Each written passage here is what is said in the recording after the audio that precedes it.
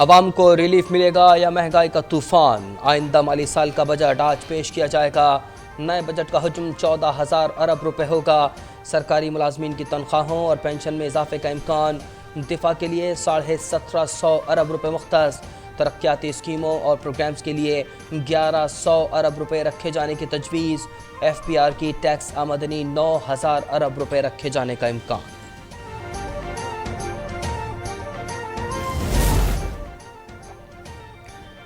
Budget میں 700 ارب کے نئے ٹیکس لگانے کی تجویز۔ لگژری اشیاء پر ود ہولڈنگ ٹیکس کی شرح بڑھائی جائے گی۔ ریٹیل اور ہول سیل سیکٹر پر ٹیکس بڑھانے کی سفارش۔ نان فارمر کے لیے میوچل فنڈز اور ریئل انویسٹمنٹ ٹرسٹ پر 30% ٹیکس کی تجویز۔ $100 سے زائد مالیت کے موبائل پر ڈیوٹی بڑھنے کا امکان۔ امپورٹڈ انرجی سیور بلب، فانوس اور LED مہنگی ہوگی۔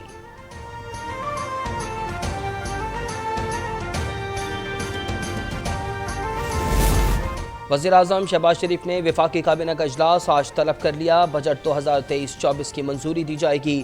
کابینہ سے منظوری کے بعد مالیاتی بل قومی اسمبلی میں پیش کیا جائے گا۔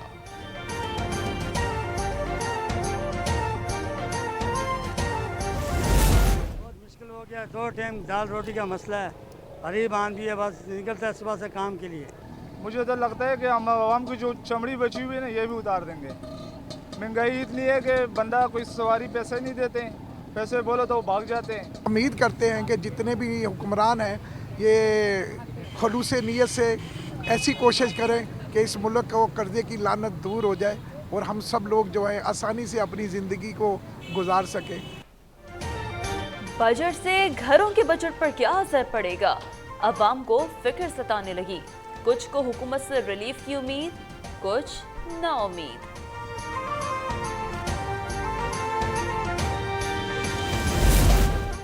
امید ہے پاکستان کا آج پیش ہونے والا بجٹ IMF کے اہداف کے مطابق ہوگا۔ پاکستان میں عالمی مالیاتی فنڈ کی نمائندہ ایسٹر پیریس کا بیان۔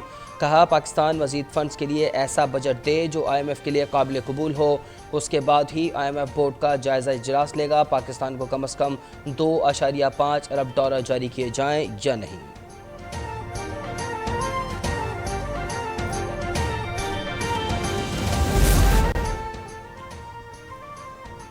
رواں سال معاشی ترقی 0.29% رہی۔ زراعت میں 1.55% کی شرح سے ترقی۔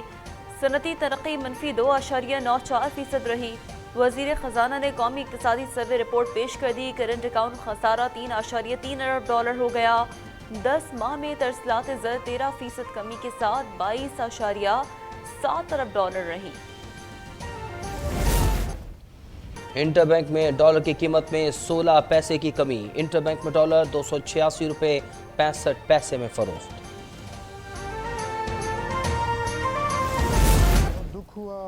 سانحہ 9 مئی کو 1 ماہ مکمل۔ یونیورسٹی آف ساؤتھ ایشیا کے وفقہ جناح ہاؤس کا دورہ۔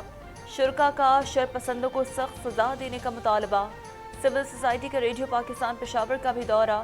Deputy controller radio Pakistan Peshawar نے 9 اور 10 مئی کے دل خراش واقعات پر بریفنگ دی۔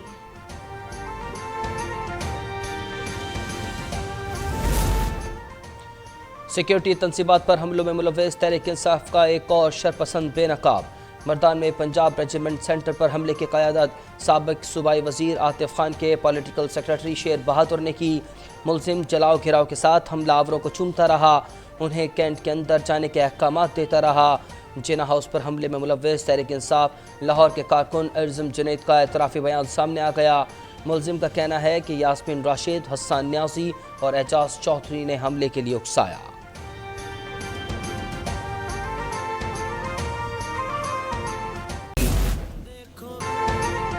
شرپسندوں نے شہداء کی یادگاروں کو بھی نہ چھوڑا، اس سے ہمارے دلوں کو ٹھیس پہنچی۔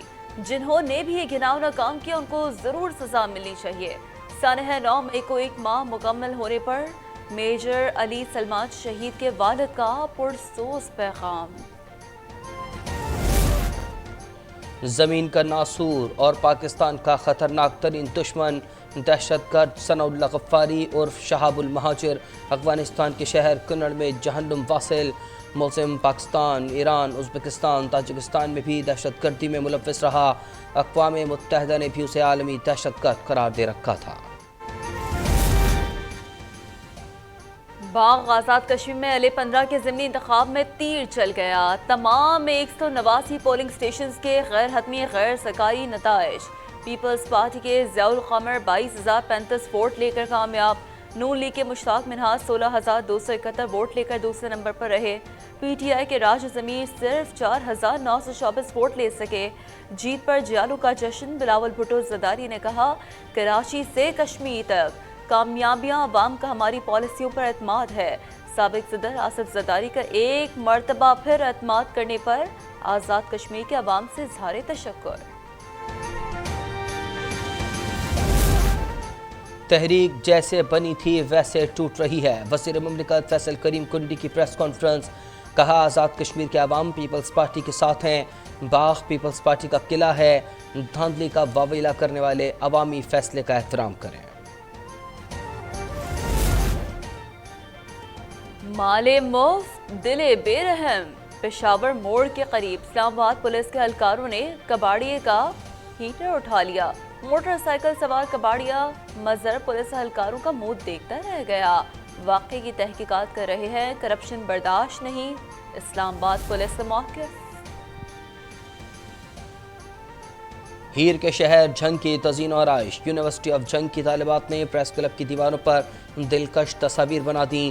سوہنی دھرتی کی ثقافت کی خوبصورت عکاسی.